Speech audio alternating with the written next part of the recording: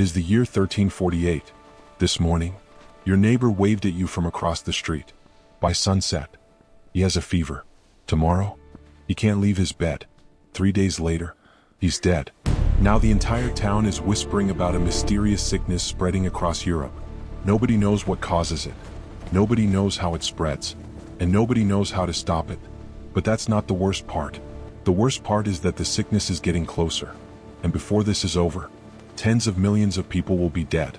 The world as you know it will never be the same.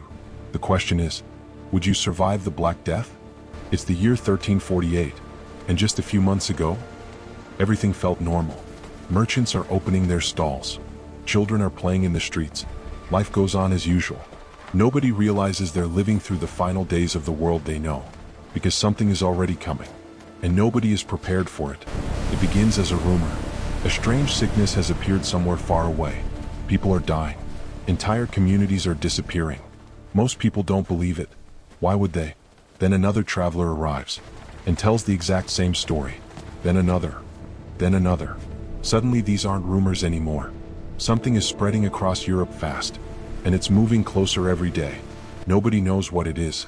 Nobody knows how it spreads, and nobody knows how to stop it. Then one morning, the sickness arrives. Not with an army, not with a warning, and not with anyone realizing the danger. Merchant ships continue arriving at European ports just as they always have. Their holds are filled with valuable goods from distant lands. But this time, they're carrying something else. Hidden among the cargo are rats, and on those rats are tiny fleas carrying a deadly disease. Some sailors are already sick. Others don't yet know they're infected. The ships unload their cargo. The merchants continue their journeys. And the sickness begins its march across Europe. No one notices, no one suspects, but within a few short years, the world will never be the same. At first, nothing seems unusual. The ships come and go. Merchants continue their journeys. Markets remain open. Life carries on.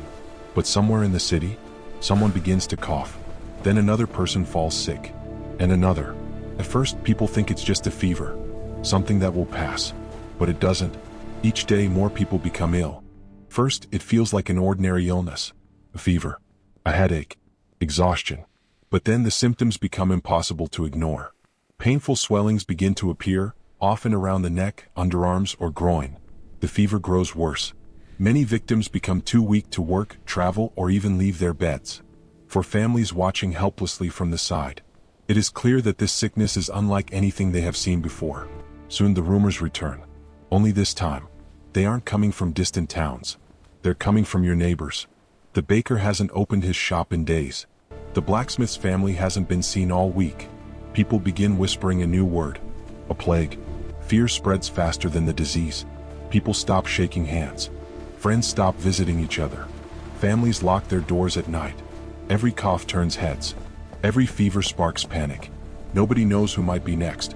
The marketplace begins to change. Yesterday it was full of merchants, farmers, and travelers. Today many stalls sit empty. Fewer people are willing to leave their homes. And fewer people return. Doctors try everything they can think of. Strange medicines, herbal remedies, bloodletting, prayers, but nothing seems to work. The sickness keeps spreading, and the death toll keeps rising. Church bells ring constantly, not for celebrations, not for weddings, but for funerals, again, and again, and again. The sound becomes impossible to ignore. Entire households become infected. One person falls sick, then another, then another.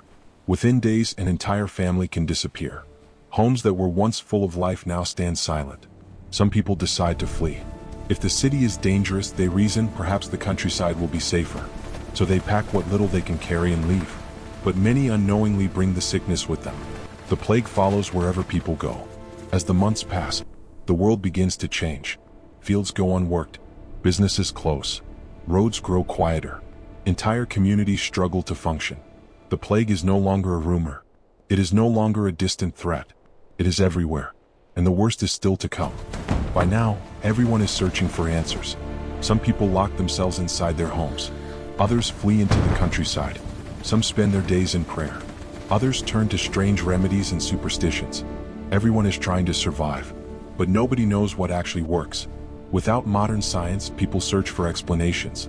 Some believe the plague is a punishment from God. Others blame bad air. Some even believe certain stars and planets are responsible. But the truth remains hidden, invisible, waiting centuries to be discovered. Eventually, the plague begins to lose its grip, not because people discovered a cure, and not because they suddenly understood what was causing it. The truth is far less dramatic.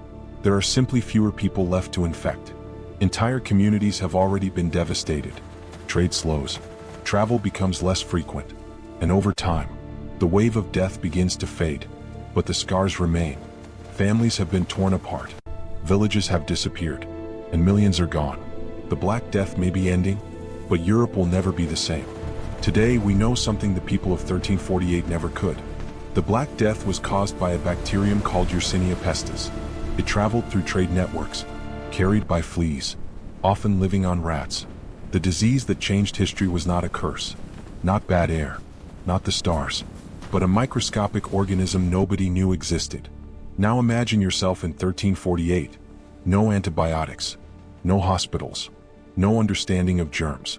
Your neighbor is dead. The church bells never stop ringing. Every cough feels like a warning. Every fever feels like a death sentence.